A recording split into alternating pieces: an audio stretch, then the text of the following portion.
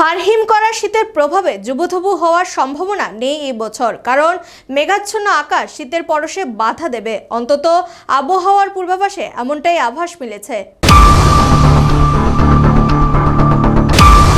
সাধারণত ঋতুকাল অনুযায়ী ডিসেম্বর থেকে ফেব্রুয়ারি পর্যন্ত সময় শীতকাল হিসেবে বিবেচনা করা হয়ে থাকে। শীত মরশুমে দেশের বেশিরভাগ অঞ্চলে সর্বনিম্ন তাপমাত্রা স্বাভাবিকের চেয়ে বেশি হওয়ার সম্ভাবনা প্রবল বলে অনুমান করা হচ্ছে।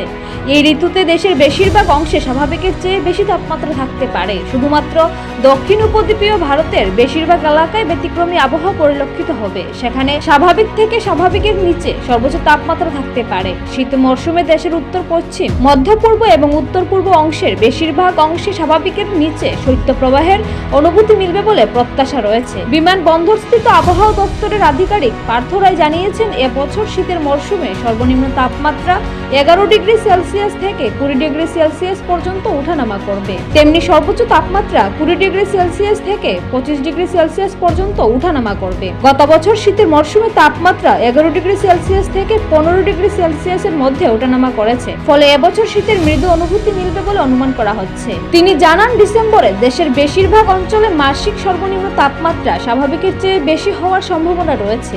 ডিসেম্বরের মাসিক সর্বোচ্চ তাপমাত্রা কিছু এলাকা ছাড়া দেশের বেশিরভাগ অংশে স্বাভাবিকের চেয়ে বেশি হতে পারে। মধ্য ভারতে স্বাভাবিক সর্বোচ্চ তাপমাত্রার সম্ভাবনা রয়েছে। সেদিক দিয়ে ডিসেম্বরে দেশের উত্তর পশ্চিম, মধ্য পূর্ব এবং উত্তর পূর্ব অংশে শৈত্যপ্রবাহের ঘটনা স্বাভাবিকের চেয়ে কম হওয়ার সম্ভাবনা রয়েছে। শ্রী রায়ের কথায়, ঘূর্ণিঝড় ফেঙ্গেলের প্রভাবে আকাশ সাধারণত মেঘাচ্ছন্ন থাকবে, তাই শীতের প্রভাব কম দেখা দেবে। কারণ সমুদ্র পৃষ্ঠে তাপমাত্রায় তারতম্য আবহাওয়ার ভীষণভাবে প্রভাব ফেলে। তার দাবি, ভারত মহাসাগরের সমুদ্র পৃষ্ঠের তাপমাত্রা ভারতের আবহাওয়ায় প্রভাব ফেলে।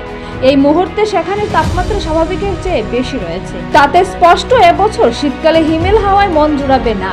ঘন কুয়াশায় ঢেকে থাকা সকলে প্রাতঃভ্রমণের আমেজও তেমন মিলবে না। আবহাওয়ার এই নিষ্ঠুর পরিবর্তন নিঃসন্দেহে প্রকৃতির প্রতিশোধ বলেই ধরে নেওয়া ভুল হবে না। কারণ এবছর বর্ষায় প্রকৃতির তাণ্ডব ত্রিপুরার মানুষ প্রত্যক্ষ করেছেন। তেমনি শীতের মরশুমে কনকনে ঠান্ডার আমেজ মিলবে না বলে আবহাওয়ার পূর্বাভাসে অনুমান করা হচ্ছে। নিজস্ব প্রতিনিধি রিপোর্ট, এশিয়ান টাইমস।